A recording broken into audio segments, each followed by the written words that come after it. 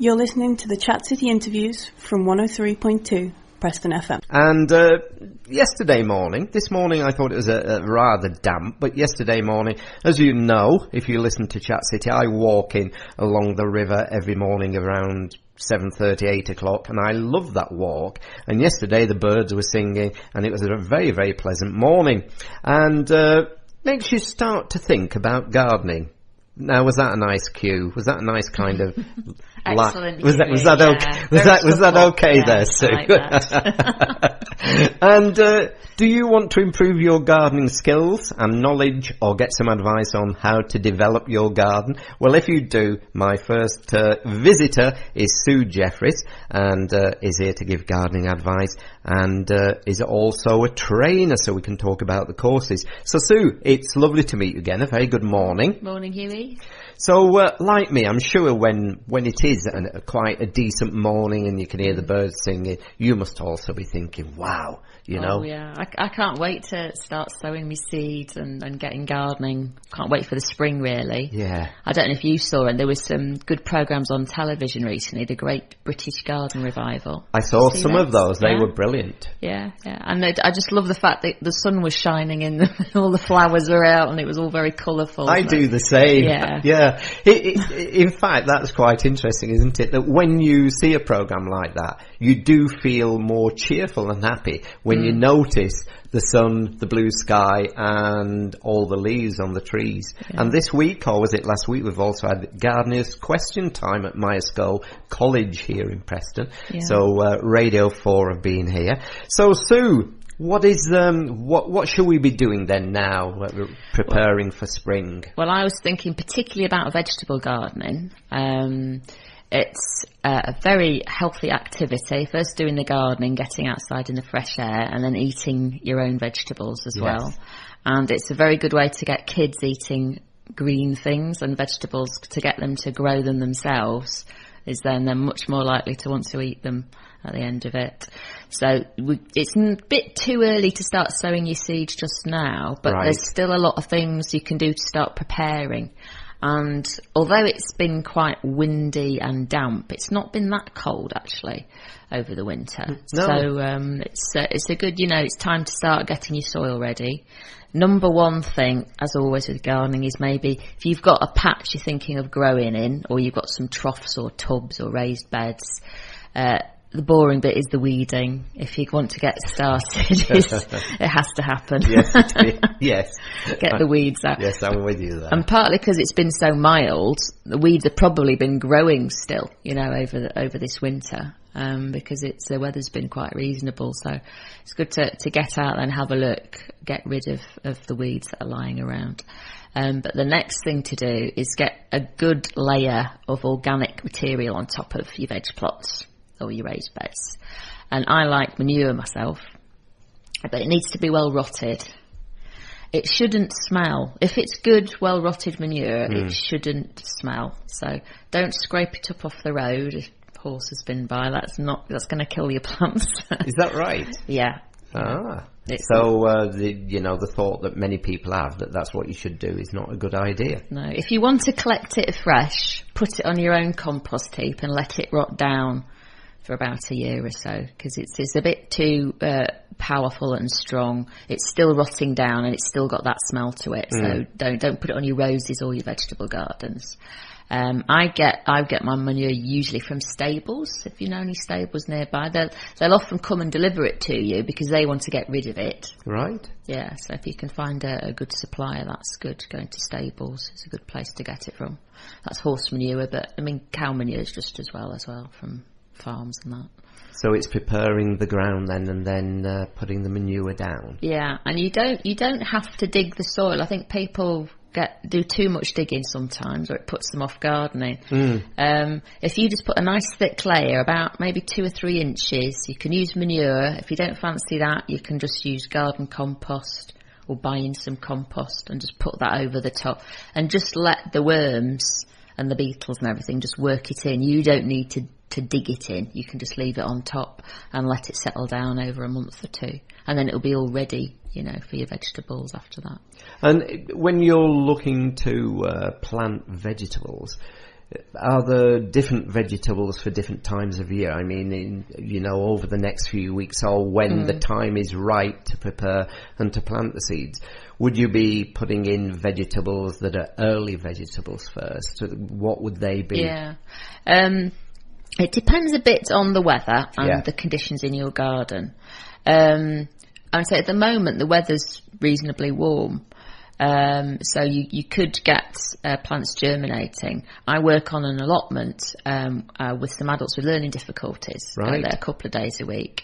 We put some broad bead seeds in, I think it was November, just before Christmas, not long before Christmas, and they're sprouting now. Yeah. So they've been sort of sprouting and germinating over the Christmas period, and they're coming up. So broad beans are good. They're pretty hardy plants. They still won't do very well if you're in an exposed area and it's very windy and cold. But if you're in a sort of sheltered, in your back garden, particularly if you've got raised beds, broad beans are good. There's a hardy pea you can get called Meteor, and that'll germinate over the winter as well. Spinach is a good one. You can get some spinach varieties. Cabbage. And the other one you can, if you start them off inside lettuce, and although you might think lettuce look quite fragile and not very hardy, if you get them germinated on your windowsill, get them to a reasonable sized plants, actually they're quite happy outside. They don't need a lot of sunshine. So they'll grow slowly, but they will grow. Yeah. And if you've not really, if you've got maybe a kind of backyard or whatever, but not really a garden, what about containers? Are containers good for growing vegetables? Yeah, they're perfectly fine. Yeah, no problem at all. Obviously, just fill them with a good quality compost. Put some fertiliser in there. You can get slow release fertiliser granules, those little yellow pellets. I use chicken manure pellets. They're quite good quality as well, and more organic. The way to think about it with your pots is if you're growing lettuce, they don't get very tall. So if you think how high it grows up the top, you don't need a lot of depth. It doesn't have a lot of root to it because you harvest it, maybe after a couple of months. So they could go in troughs that are maybe only 6 inches deep. You could grow lettuce or baby leaf spinach in there. If you wanted to grow something like mange tout, sugar snap peas, and they are really, really easy to grow. They're very expensive in the supermarket. You buy a tiny little packet, don't you? Yeah, but they're actually very easy to grow. They are going to have a lot deeper roots, so you need a taller container for them, maybe a foot deep. And then you could, if you get a nice wide one, maybe a foot deep, put across something like that. You can put some canes in, put your peas around. They get go about 2 inches, 2 inches into the soil. They'll climb up your bamboo canes. And they flower quite quickly, and they fruit as well. So you can harvest your pea pods, sort of in sort of late springtime. They'll start coming. Because through. more or less every time you go into a supermarket these days, the price of vegetables is rising. And I mean, I love lettuce and tomatoes and things, but I've certainly seen an increase in the price over the last few months. And I suppose to grow your own is something that you really should be considering. Yeah. And lettuces, and actually lettuce and peas are a great crop because as you pick, the more you harvest off your pea plant, it will send out more flowers and crop again. So you can get quite a few months of crop off it. Same with lettuce. If you harvest the leaves when they're quite small, those bags of salad you can get. Yeah. When they're quite small, it'll keep growing. So if you just take a few leaves off it every time you want it, look after it, keep it watered, it'll keep growing. So it's sort of renewing itself. That's right. So, and I mean, I believe you've also got some tips that you can give to us of some of the ways to go forward at the moment, Sue. Yeah, I would say, as I say, get rid of your weeds, and also rake any leaves off. If you've got leaves that fall on the ground, as the trees shed them, they're not too good for the soil. So get rid of those. Add your manure or organic matter. If you've got raised beds or any support structures, any frames, make sure that they're okay and that you can repair them at this point. If you've got lucky enough to have any fruit trees or fruit bushes, it's a great time to prune them. Alternatively, if you want some, it's a great time to plant them as well. So as long as the soil isn't frozen, You know, you can go out and buy small fruit trees now, raspberry canes, rhubarbs, blackcurrants, all these sorts of plants. And blackcurrants are great because they don't need a lot of sunshine, and they're quite happy in quite wet, conditions, waterlogged clay soil. Yeah, they don't need pampering. Right. They're good. And Right. raspberries probably like slightly better drained soil, but they're happy in a bit of shade. They don't need too much. So and you obviously get lovely fruit off those and harvest them. Other thing I'd say is start planning what you want to do. So like you say, even if you've just got containers, start thinking about, you know, what you might grow in the different size containers you've got. Think about where you might put them. Most plants need a bit of sunshine of some sort during the day. And then start thinking about what seeds you want to buy and when they need to be planted, because certain things get planted at different times. As I say, peas and lettuce and spinach, you could start thinking about planting quite soon. Some things that need to be planted a bit later would be like French beans. They're quite reasonably easy to grow, but they won't grow in cold conditions. You really need to probably wait till April to get much of a crop off them. Similarly with tomatoes, there's no point really in starting to germinate them yet because they need a bit more sunshine. So the thing I like doing is going on all the websites for the vegetable seed companies, and you can have a good look through there, and a lot of them have great information about all the different varieties, because obviously you don't just get lettuce. There's red lettuce and curly lettuce and all sorts of different ones. I've got Oriental mix of lettuce. You can get French mix of lettuce. Is that right? Yes. Yeah. If you look, there's quite, and then like I said, they're not all one type of plant. You get a packet, and you might get 5 or 6 different types in there. So it would be mixed lettuce. Yeah, mixed so variety. it's like your salad bag you get in the supermarket. Oh, right. But you've got a packet of seeds that are mixed, and you can just sprinkle them on the tray. I think people worry a bit about sowing seeds sometimes. I think there's some big mystery to it, and it's very complicated, but it's not at all. Yeah. The rule of thumb to go by is if you're sowing a small seed, like a lettuce seed, are quite small and very thin, then generally you don't want to bury them in a lot of compost. So you'd sprinkle them on the top of a tray of compost, and then just sprinkle a little of compost on top of them. If you've got a bigger seed, like a pea or a bean, quite sort of, large, much larger seeds, you push them further down so they go down 1 inch or 2. Right. If they're bigger. So that's the rule of thumb. And broad beans are even bigger. They go down further. So it's usually we say it's about 2.5 times the sort of size of the seed. It needs to go down into the soil. Yeah, so if it's only like 1 millimetre thick, then yes, but if it's like 1 centimetre, it goes down about a couple of centimetres or so. And what about any varieties that are susceptible to, being eaten when they're in the ground that you need to take particular care about? What are the ones that are, really at risk? Yeah, well, I had a disaster a couple of years ago. I sowed a lot of peas and beans into little pots, and I put them out in the polytunnel. This was at a school I was working at, actually, and I had a lot of kids in the class, so we had a lot of peas and beans. Yes. And we laid them out in the polytunnel. And I know the previous year we'd had a great crop, so I was looking forward to this. So we put them all, watered them, looked after them. The polytunnel was great, getting a lot of sun in there, keeping it warm. And nothing seemed to happen. And I thought, well, that's very peculiar. So I'm giving them a few more weeks.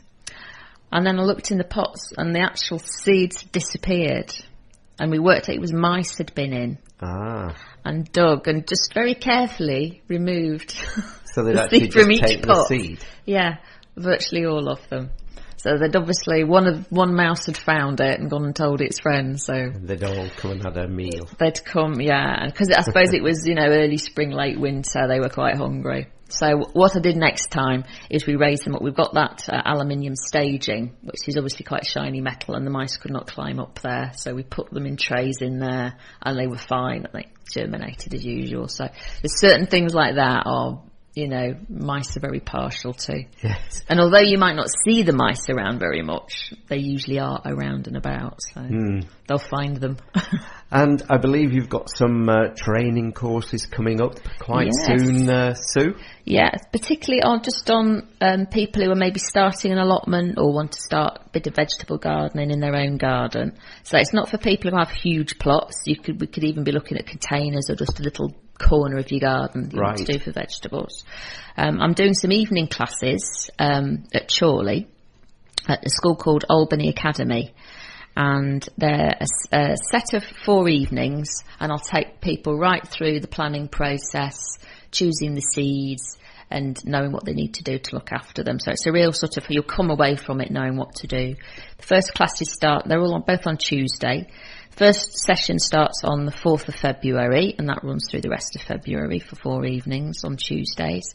And there's another, if you missed that, there's another one starting on the 29th of April that's running through. I'm doing a 1-day workshop at Brinskell Hall in Brinskell, little village near Chorley, and I'll basically in that day we'll go through the same sorts of things really: where to locate your vegetables, how to look after your soil, which varieties to choose, and how to plan your garden out. And that'll just be a 1-day session, and that's on Sunday the 9th of February. So if that might be easier for people. And hot off the press, I've just agreed to do some at Worley. I don't know if your listeners, it's a very nice place, Worley, isn't it? It is, not too far away. They've got a lovely centre there called Worley Old Grammar School, where they run, they've got a nursery there and various classes. They do yoga, but I'm doing a Grow Your Own course at Worley as well. That's starting on Tuesday the 4th of March. And again, that'll run for 4 consecutive evenings, taking people, complete beginners who've never done it before, taking them through so they're confident to have a go. Right. So is there a website that listeners can have a look at the various courses and find out more information about you, Sue? If they go to my website, then they'll have all the courses there, and some of the tips I've been talking about today are on the website too, they can have a look at. And the address is SJ for Sue Jefferies, Garden Advice, that's all one word, sjgardenadvice.co.uk. Lovely. Well, hopefully we shall maybe see you in a couple of months' time to talk about the garden for spring, because hopefully in 2 months' time, we shall be thrilled to be out there back in the garden. So maybe you could come back in then. Talk more about flowering plants. That would be nice, to look at that. Okay, Sue, well, thank you for coming in this morning. Right, it's been nice to meet you. Thank you. Bye-bye. Bye. For all the latest community news and events, 103.2 Preston FM. Your community, your radio.